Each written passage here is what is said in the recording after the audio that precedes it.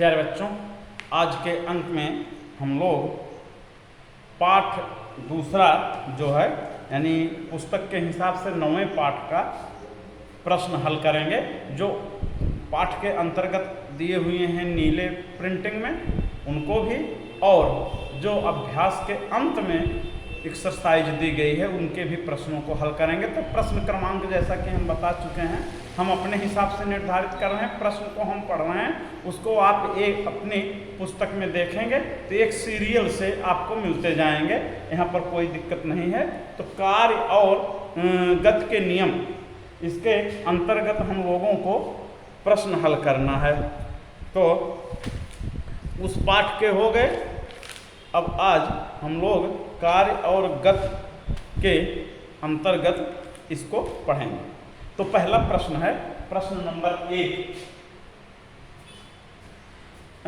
निम्न में से किसका जड़त्व अधिक है? 3 विकल्प दिए गए हैं, इसमें हमें बताना है कि निम्न में से किसका जड़त्व अधिक है। एक रबड़ की गेंद तथा उसी आकार का पत्थर। दूसरा है एक साइकिल और एक रेलगाड़ी। और तीसरा है 5 रुपए का एक सिक्का और 1 रुपए का एक सिक्का। तो इसमें देखना है कि किसका जड़त्व अधिक है।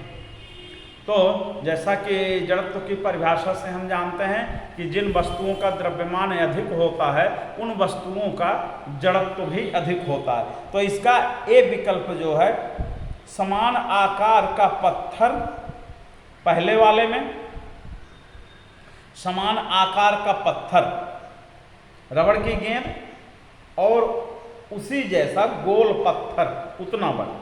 तो क्लियर बात है कि उस पत्थर का द्रव्यमान अधिक होगा और द्रव्यमान अधिक होने से उसका जड़त्व भी अधिक होगा।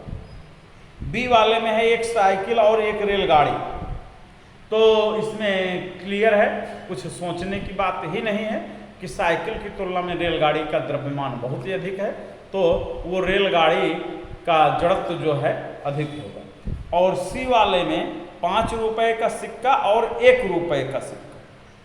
तो स्पष्ट बात है, 5 रुपए के सिक्के का द्रव्यमान अधिक होगा और 1 रुपए के सिक्के का द्रव्यमान कम होगा।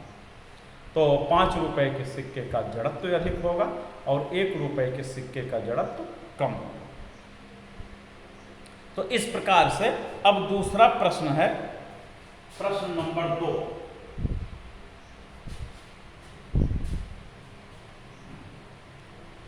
नीचे दिए गए उदाहरण में गेंद का वेग कितनी बार बदलता है, जानने का प्रयास करें। अब देखें, एक गेंद की पोजीशन में परिवर्तन किया जा रहा है। फुटबॉल का एक खिलाड़ी गेंद पर किक मारकर गेंद को अपनी टीम के दूसरे खिलाड़ी के पास पहुंचाता है। दूसरा खिलाड़ी उस गेंद को किक मारकर गोल की ओर पहुंचाने का प्रयास करता है और विपक्षी टीम यानी विरोधी टीम जिसके खिलाफ वो खेल रहा है, विपक्षी टीम का गोलकीपर गेंद को पकड़ता है और अपने टीम के खिलाड़ी की ओर किक लगाता है। अब इसमें बताना है कि गेंद के वेग में कितनी बार परिवर्तन हुआ। किक मारी गई, दिशा बदली, गोलकीपर की ओर गई, गोलकीपर ने अपने खिलाड़ी की ओर दिया। इस प्रकार सोच करके हमें बताना है कि कितनी बार इसके द्रव्यमान में उसके वेग में परिवर्तन हो। तो वेग में परिवर्तन 2 स्थितियों में होगा, एक तो उसकी चाल बढ़ जाए, गेंद की स्पीड बढ़ जाए, और या तो उसकी दिशा बदल जाए। जैसे ऐसे गेंद जा रही है तो इधर को घूम जाए, तो वो तो और इसके साथ ही उस कारक को भी we have to explain that factor which is responsible for the change in force, यानी आपको उस कारण की भी पहचान करनी है जो बल प्रदान करता है। तो यहाँ पर देखें, प्रथम खिलाड़ी गेंद पर बल लगाता है और बल के कारण गेंद का वेग बढ़ता है। ये गेंद, इस पर पहला खिलाड़ी बल लगाया, पहला खिलाड़ी अब बल लगाया तो गेंद के वेग में परिवर्तन, वेग बढ़ा, एक परिवर्तन तो यहीं पर हो गया।